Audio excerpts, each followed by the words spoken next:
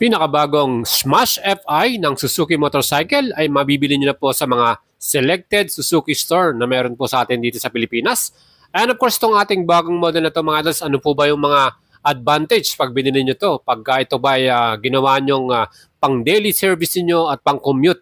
Ano ba yung mga benefits nating makukuha pag itong ating biniling model at ating ginawang pang service? Mga idols, itong ating bagong Smash FI, bibigay ko po sa inyo lahat ng kanyang specs and features. Samahan ninyo ako mga idols. Yung color na available para po sa ating 2 category, meron tayong drum and spokes category at meron din tayong disc and mags category. So itong ating pinakitang video sa inyo, ito po ang disc and mags. Yun mga idol, meron tayo ditong bagong Smash FI. Ito po yung ating pinaka-latest model from Suzuki Motorcycle Philippines. Ito po, available na rito ngayon sa Guanzon Suzuki Mangaldan. Kung gusto natin ito mga idol, meron tayo ditong version na disc and mags. So ito po yung available natin na color blue. At siyempre ito, mas maganda na yung makina na natin, mas malaki, 115cc displacement. Mas matipid din po ito sa ating fuel consumption, mileage natin. At siyempre tingnan natin yung kanyang seat.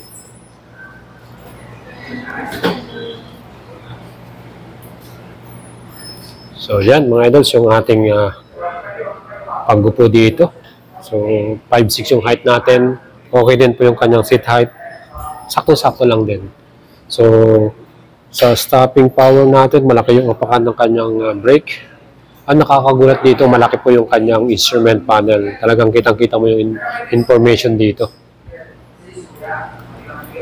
Smash FI mga idols, available na po rito sa Suzuki Guanzon, Mangaldan, Pangasinan. Let's go here.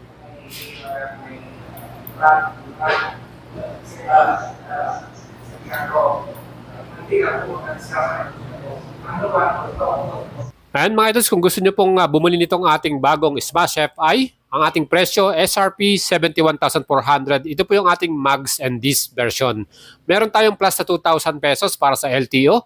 Down payment naman sa installment, 5,036 months, 3,919. At may rebate tayo na 200 pesos. And itong ating kulay na to ay metallic matte stellar blue. Ang ganda ng kulay niya, no? Actually, ang lamig niya sa mata, tagang perfect din yung ating color combination at yung ating mga decals na nilagay dito.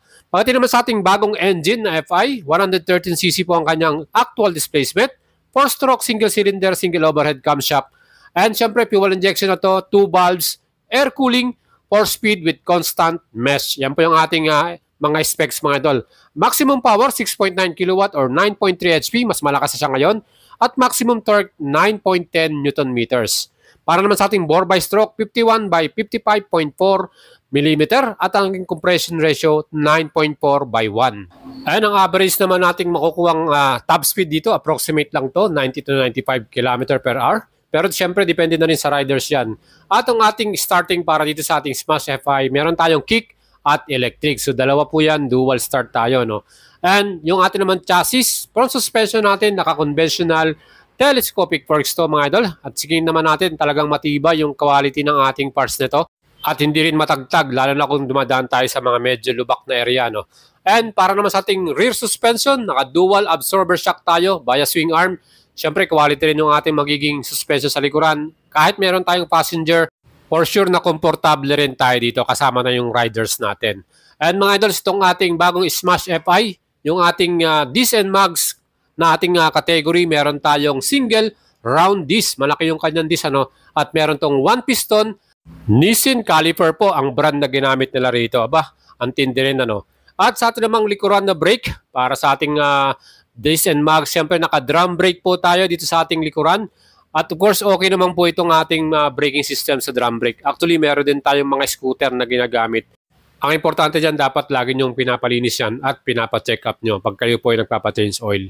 Isama nyo rin itong ating drum brake na to. Well, itong ating bagong FI na Smash, talagang quality rin po ang ating front tire.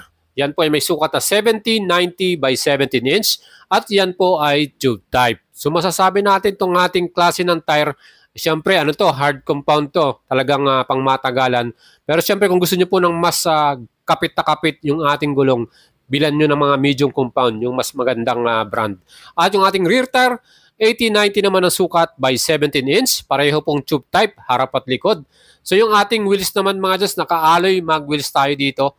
color black siya or cast black. At para naman sa ating wet weight, ito po kasama na yung gasolina at oil. Total niyan 94 kilograms mga idol. Magaan na rin po para dito sa ating bagong Smash FI na model na to. Ang ground clearance naman natin 145mm. Okay din ano. So medyo maganda rin yan kahit na medyo trail pa yung pupuntahan natin kasi mataas yung kanyang ground clearance. Wheelbase naman 1220mm ang sukat. Yung overall na sukat po ng ating motor. At yung ating namang one piece na seat, ang seat height naman natin dito 745mm. Kanina nga sinubukan natin itong upuan, 5'6 yung height ko, flat-footed po tayo dito. So, perfecto sa mga any height po na Filipino riders. Ano. Plus, meron din tayong compartment dito. Nandyan po yung ating mga tools at yung ating pinaka-warranty, ano, yung booklet natin, manual. Plus, pwede nating ilagay din yung ating mga ibang gamit yan, gaya ng raincoat natin, siyempre yung ating ORCR, or other small things natin. Well, itong ating bagong Smash FI mga idols, siyempre pa, yung ating fuel capacity naman ito, yan po, kaya nating ikarga dito ay 3.7 liters. Yan karami po yung makakarga natin dito. Siyempre, unleaded po yung gasoline natin dito. At meron din tayong fuel consumption, yan po yung kanilang approximate 68 km per liter. Aba, napakatipid ano, kaya perfect po itong ating bike na to. Meron tayong 251.6 km, ubos na po yung ating gasolina, yung ating full tank para dito. So malayo-layo po mararating natin, kaya talagang perfect tong motor na to pang service natin, ano, pang commute, even kahit gamitin natin pang business natin, pang trabaho, ano, yung mga Grab rider, yan. At ang ating ignition, kagandahan dito mga idols, meron na rin siyang shutter lock. So perfect din to, another security para sa ating motor. Siyempre, pag may shutter lock yan at nilock nyo na, hindi nyo na mahirapan na silang ibuksan yan. At siyempre, yung ating mga switches and buttons, napakasimple lang. Yung ating right side, nandyan yung ating switch ng ating engine. Siyempre, meron din tayong kickstart. So, dual start po tayo. Meron tayong electric at kickstart. Ano, perfect tong ating Smash na to. At of course, itong ating high and low beam, yung busina natin, saka yung ating signal indicator, nasa left side naman ito mga idols. And ang pinakauna po natin napansin dito sa ating bagong model na ito, itong ating malaking analog display natin. Itong ating meter panel, ano mga idols. Very informative. Kita nyo yung kanyang speedometer, yung kanyang fuel gauge, yung kanyang trip meter, plus meron din siyang gear indicator. Ano. Makikita mo lahat yan dyan. So ito po, perfect to kasi very visible siya kahit tumatakbo tayo dahil ang laki ng kanyang display, no? At perfect din yan para sa ating mga riders kasi nga pag tayo po tumatakbo, madalas tinitignan natin yan eh. At ito namang ating headlight, yung ating ilaw. Ang nakalagay po na ilaw dito, halogen bulb type. So naka-bulb type lang po tayo dito na halogen. And yung ating ding mga signal indicator sa harapan, yan, naka-bulb type din po ito. Ayan ang forma rin ng kanyang design dito sa ating pinaka-front headlight. Ano? Kita nyo yung kanyang signal indicator. Meron pa tayong parang nguso dyan sa harapan na parang pasukan ng hangin. Ano mga idols, nag-add pa yan ng another good sporty looks ano, para dito sa ating bike na to na bagong Smash FI Mags and Disc version. Kaya mga idols, itong ating bagong color na to na metallic matte stellar blue, perfect din yung color niya. No? At syempre yung ating likuran, taillight natin, halogen bulb type din po, nilagay na dyan. Pati yung ating signal indicator. Kaya itong ating motor na to mga idols, overall, aba okay din po yung kanyang pormahan. Ano? Meron din tayong grab bar para sa ating passenger dyan. Yung ating exhaust or muffler, meron din siyang cover na plastic dyan. Ano?